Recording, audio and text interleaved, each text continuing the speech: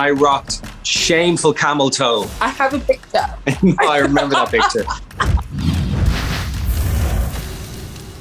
After Yang is a sci-fi film that opens with a group dance sequence. Did any of you have experience dancing? I have never been a dancer. I mean, I love to dance. In my head, I'm a classical ballerina. Absolutely no dance experience except some drunken nights on the dance floor at some weddings. And I think that really came through in the movie.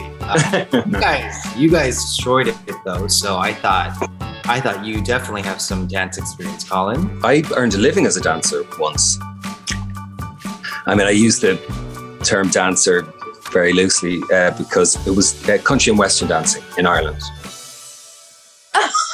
Deathly silent. It's online. It's tragic. It's online. It's me in a denim Wrangler shirt with cut off sleeves and a choker. It's terrible.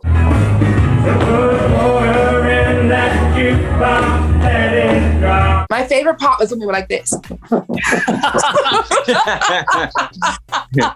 You were all drenched in sweat, I remember. Because we were wearing like plastic outfits as well. That's right, our glitter onesies. Yeah. And you remember, Colin, costumes accidentally swapped our onesies. So you put on mine at first and I did put on yours and I rocked shameful camel toe. Shameful camel toe. Yeah. I remember that picture.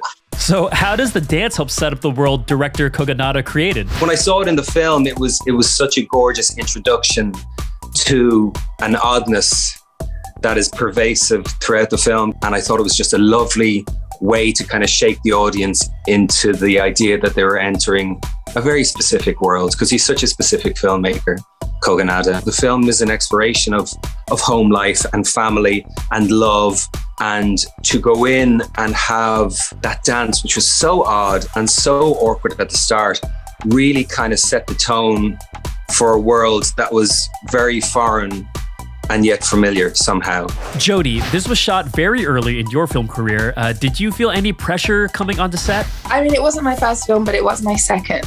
Yeah, it was only your second. It was. Before you start anything, there's that pressure, that fear, that like, do I even know what I'm doing?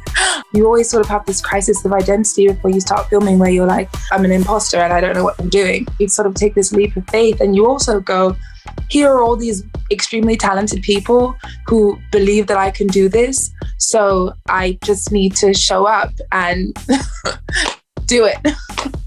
Colin, your character owns a tea shop in the film. How did you learn so much about tea ceremonies? Always have loved ritual, any kind of system of deliberate behavior, conscious behavior, with the intention of a goal. The ritual of the tea ceremony was really beautiful, and it was really, really gentle, and it became a conduit into Jake's inner world and also the isolation of Jake. And I drank a lot of tea throughout the shoot. I did a lot of little tea ceremonies on my own in my hotel room. Justin, your skin looks amazing, by the way. You do look incredible. You're looking very yangish. Wow, you are. I'm like, you're looking very techno-sapien, handsome. Yeah.